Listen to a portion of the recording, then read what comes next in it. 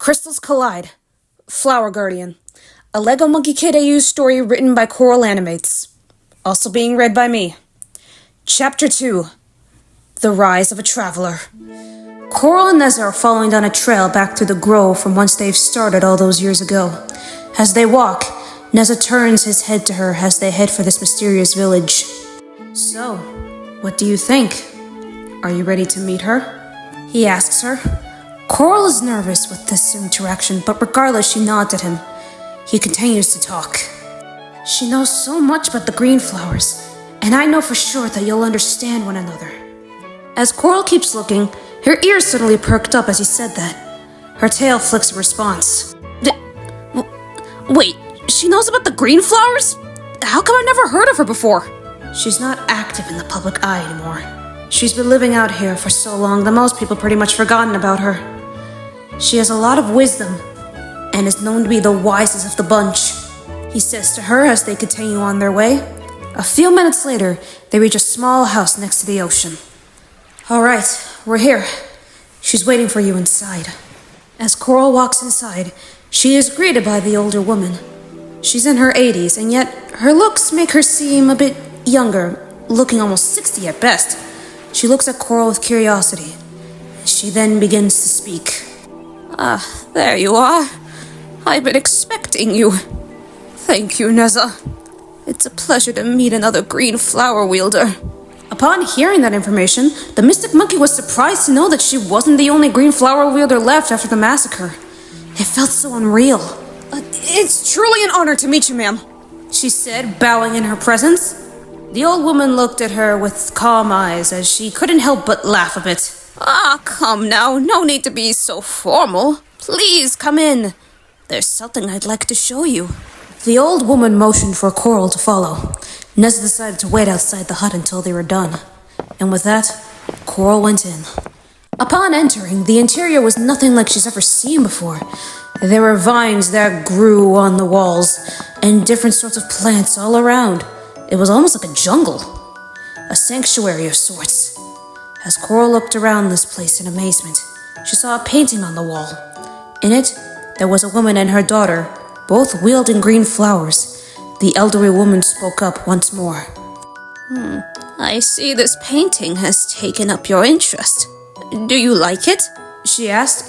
Coral nods as she responded. Yeah. Did you make this? Why heavens no. I couldn't make something like this even if I tried. But if you must know, this painting actually belonged to my mother. Many, many years ago.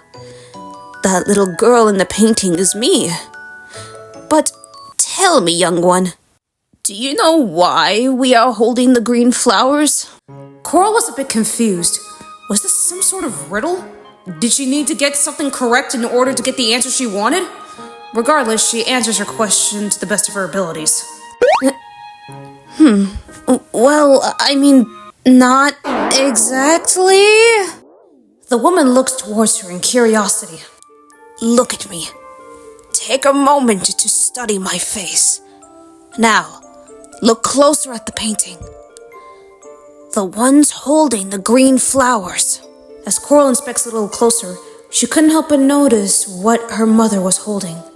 A flower crystal. Not only that, a green flower crystal. She takes the book out to confirm it. Wait a minute. Your mother, is she? The old woman nods. Yes. A green flower goddess. Allow me to introduce myself. My name is Aerith. I am the daughter of the green flower goddess. Her name was Cyrilla. She was my mother. She had long since retired from her role, giving it to me. Coral looks in awe, taking in all this new information. No way. I can't believe it. There was a green flower god. But wait a minute. If she existed, how come her picture isn't in the book? Her story, her life, her crystal. How come my village never mentioned her? She said as she quickly looked through the book, not seeing anything about her. She had all these questions pouring out, wanting to know why this goddess never came up. Aerith looks down a bit before looking back at her. It's a secret I've never told anyone, my dear, simply because they wouldn't understand. But you seem capable of such a thing, so I shall tell you. Wait, were you just gonna call me dumb? Many years ago. Okay, you're just gonna start now. Alright. When my mother was still a goddess, I made her a promise that I would take her position when it was her time to retire. You must understand, some of these gods weren't meant to last as long as the others. I don't know why the Jade Emperor made it that way. Who knows? I still don't. Anyways, the first half of my life went smoothly. She taught me all there was to know about being a god. I was set. However, something changed. Something in my heart told me that this isn't what I wanted to do. I wanted to live the lives of mortals. I wanted to be one. They seemed so wonderful to me. So in the end, I broke my mother's promise. I fell in love, made a life on this planet. But unfortunately, life had other plans. The king took my love away, drained him of his life source, shattered him. And now, I can never get that back. Every day I live with my regret. Maybe if I kept my promise, none of this would have happened. Aerith shed a small tear. Coral looked at her with sympathy, feeling a wave of sadness as she understood her pain. Aerith spoke once more. That is why no one knows the tale of the green flower goddess. In a way, I snuffed it out. It doesn't exist because of me. If I didn't break my promise, her legacy would have lived on. She looked down in shame. A moment of silence filled the hut for a few seconds before Coral spoke up. Miss, I am so sorry. I know how you feel.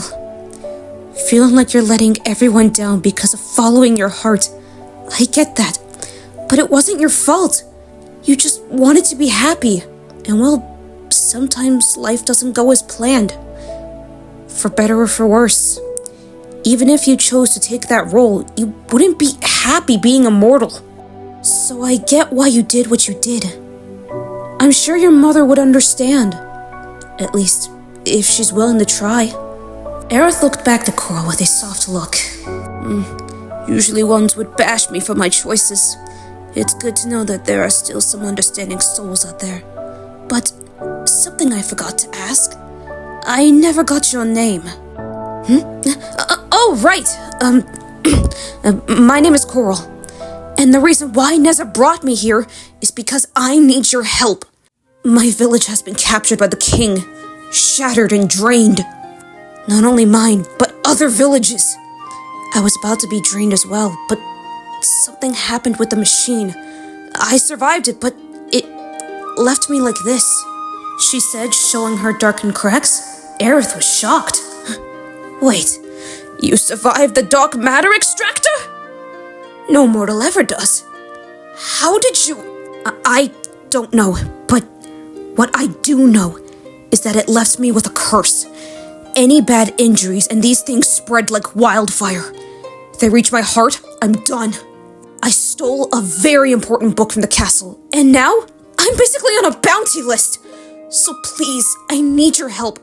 I have to find the other gods and have them combine their crystals so they can create the most powerful one of them all. The Celestial Prism. With it, it would be enough to wipe out the damage done to the land. Areas with no life can be restored. The dark matter extractor into nothing. And people and souls trapped in that castle can finally be set free. So, please, I beg of you, Aerith. Help me. Help me put an end to this. Please. Coral plays with her in desperation. Aerith thinks on this for a moment. Well, there is one thing I can give you. Here. She then proceeds to toss her a map. This map is special. The maps in the books are very limited and only shows where one of the crystals are in each book. This map, however, it shows the locations of all of them. A vast space so you're not confused on where to go. Take it, and make sure it does not fall into the wrong hands. I've kept this safe for many years. It's a miracle the king never got his hands on it. So please, it will aid you on your journey. Use it wisely. Coral nods as she puts the map in her bag. The closest kingdom will be the Sunflower Kingdom, located on a mountain a bit off of a city called Megapolis. You'll have to pass through the city in order to get there. Be careful.